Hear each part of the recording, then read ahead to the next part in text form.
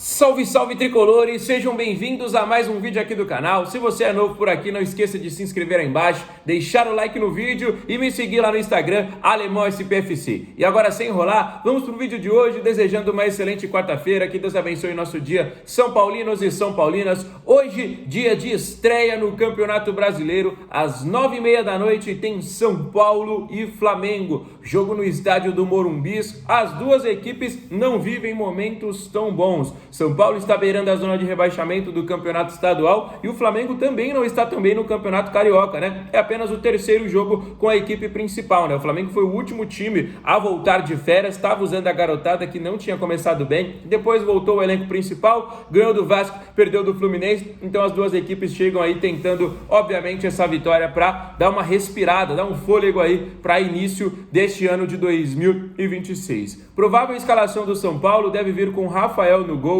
Mike e Enzo, Arboleda e Alan Franco. Novamente um sistema com 4 defensores, Danielzinho, Marcos Antônio, Bobadilha e o Lucas Moura de volta com Caleri e Ferreira no ataque. Um 4-4-2, este é o provável São Paulo. A gente sempre lembra que pode haver aí algumas alterações até a noite, tá bom, galera? Mas esse é o provável São Paulo para encarar a equipe do Flamengo. Deixem aí nos comentários as opiniões de vocês sobre a escalação e a gente já vai começar aqui a trazer algumas atualizações. Primeiramente, o Alisson, né? O Alisson, que estava inclusive no centro de treinamento do Corinthians nesta última semana, já tinha se despedido dos companheiros na Barra Funda, já tinha se apresentado lá no Joaquim Grava para conhecer os novos companheiros. Só que a negociação, a princípio, melou. O Corinthians não quis pagar R$1 milhão à vista, assim como era o intuito do São Paulo receber, né? Não estava interessado em receber o valor parcelado. O São Paulo queria receber este valor à vista, né, rapaziada? Mas o Corinthians não se possibilitou pagar e é o ruim e o pior, né, rapaziada? Os dois times em uma drástica crise financeira, não consegue contratar ninguém, se contrata não consegue pagar, tá realmente crítica a situação das duas equipes, né? Basicamente um dando a mão pro outro e se afogando junto, né? O Corinthians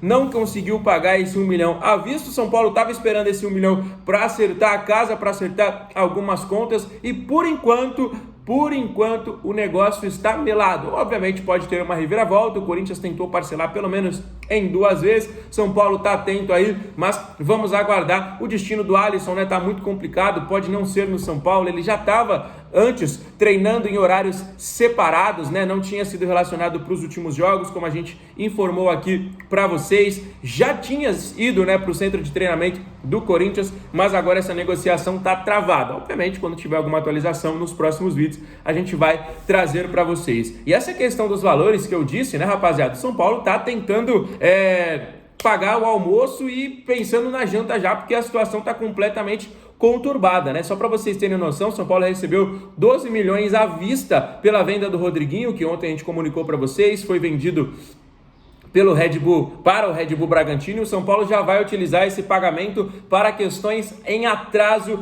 em direitos de imagem e também salariais. O São Paulo tinha alguns pagamentos meses anteriores atrasados, né? E o São Paulo está utilizando. Ou seja, o São Paulo não se possibilita fazer contratações porque deve os jogadores que tem. Como é que você vai fazer um investimento em jogadores novos? Aí estava esperando já esse 1 milhão do Alisson aí para dar uma ajeitadinha ali na casa também e agora parece que não veio. Então o São Paulo está só pensando na próxima refeição, né? O São Paulo não pode, por exemplo, igual o Flamengo, tá ali almoçando e já planejando a janta, o café da manhã no outro dia, a próxima viagem. São Paulo tem que pagar hoje ali, porque senão não sobrevive até o dia seguinte. Tá complicado, né? E a gente vê a diferença das equipes que chegam para se enfrentar hoje, né? O São Paulo tendo que receber aí 12 milhões de reais pelo Rodriguinho e ter que pagar as dívidas dos jogadores, né, rapaziada? São Paulo estava com salários atrasados e também direitos de imagem de alguns jogadores, inclusive há 3 meses atrasados. Enquanto o Flamengo, nosso adversário de hoje à noite, acaba de fechar a contratação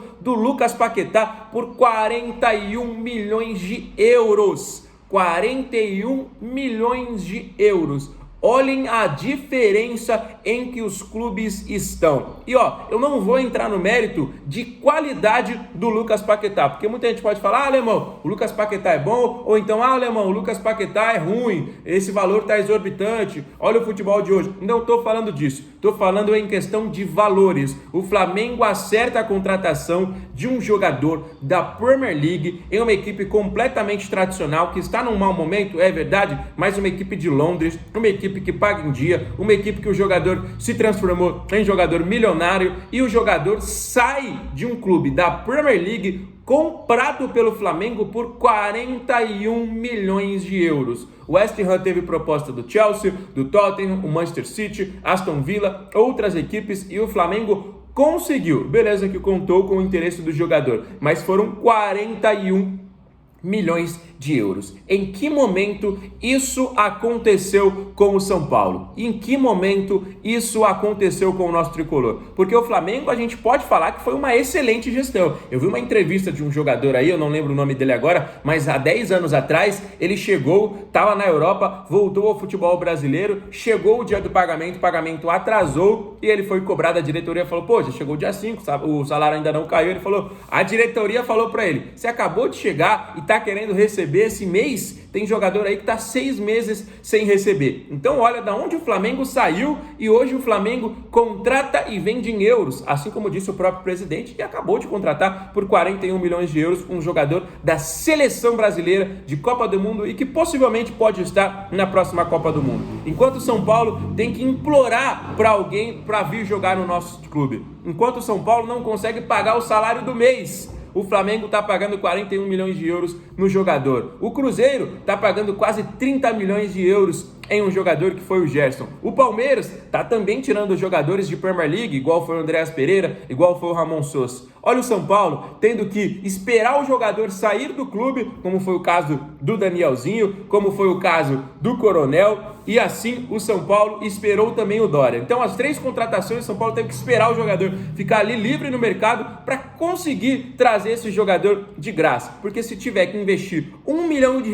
ou melhor, se tiver que investir 13 milhões de reais, que era o que a gente teria que investir no Marcos Leonardo ano passado, para quem sabe a gente pudesse ter uma chance na Libertadores, o São Paulo não tem. E o Flamengo, 41 milhões de euros no Lucas Paquetá. Em que momento o São Paulo se transformou nisso, rapaziada? Então, a gente tem que aprender com modelos de gestão. Foi assim no Flamengo, foi assim no Palmeiras, o próprio Fortaleza, que hoje amarga a Série B, mas o Fortaleza saiu de uma Série C direto, o Mirassol. Então a gente fala de boas gestões, não é tamanho de clube, a gente fala em boas gestões e o quanto umas más gestões podem fazer um clube do tamanho do São Paulo, que era modelo em tudo, se transformar em um clube devedor, em um clube que não contrata ninguém, em um clube que vende suas joias de graça. Então esse é o São Paulo de hoje, né, rapaziada? Pouca expectativa, pouca esperança, e um clube que, em tese, hoje, não falando de história, mas hoje o São Paulo é um clube pequeno, se apequenou em relação aos outros clubes, né, rapaziada? E ainda bem que o Paquetá não vai jogar hoje, porque eu acho ele um grande jogador e um cara que tá no nível de jogar na Premier League, chegar agora e jogar contra o São Paulo, Ave Maria, né, rapaziada? Tem nem o que falar. Então,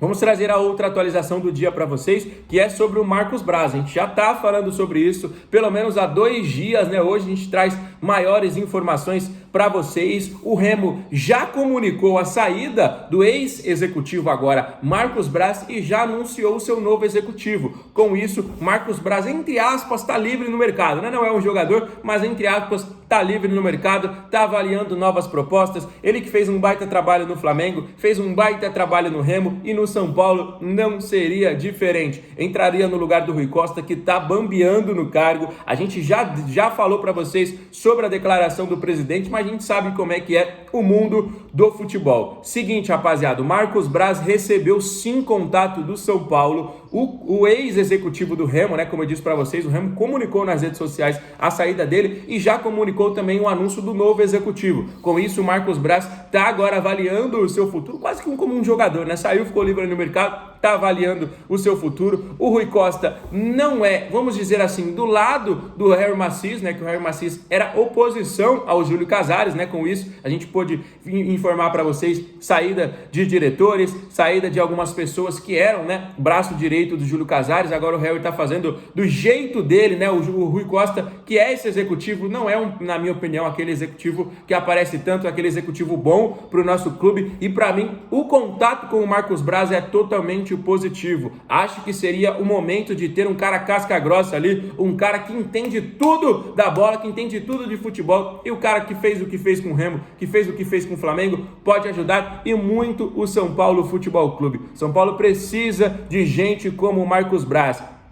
Aquele cara que entende de tudo, aquele cara que tem experiência, aquele cara que pode trazer o jogador ideal, aquele cara que pode convencer um jogador a vestir a camisa do São Paulo, trazer o prestígio de volta, trazer a história do São Paulo para esses jogadores que hoje não querem mais jogar no São Paulo. A gente escuta muitas e muitas declarações de jogadores que não querem vestir a camisa de um clube do tamanho do São Paulo Futebol Clube, porque tem salário em atraso, porque tem tudo isso aí. Então, Marcos Braz, para mim, seria o ideal para o Tricolor neste momento para ser executivo de futebol. O Rafinha já veio, assumiu o lugar do Muricy, já vem com novas ideias, novas propostas, tem que reformular. Não deu certo? Reformula. E eu acho que esse é o momento certo. Beleza, rapaziada? Deixa aí nos comentários a sua opinião. Se você é novo aqui no canal, não esquece de se inscrever aqui embaixo. E todo mundo que nos acompanha, não esquece de deixar aquele like. Volto amanhã com muito mais novidades. Fiquem com Deus. Abraço. Valeu!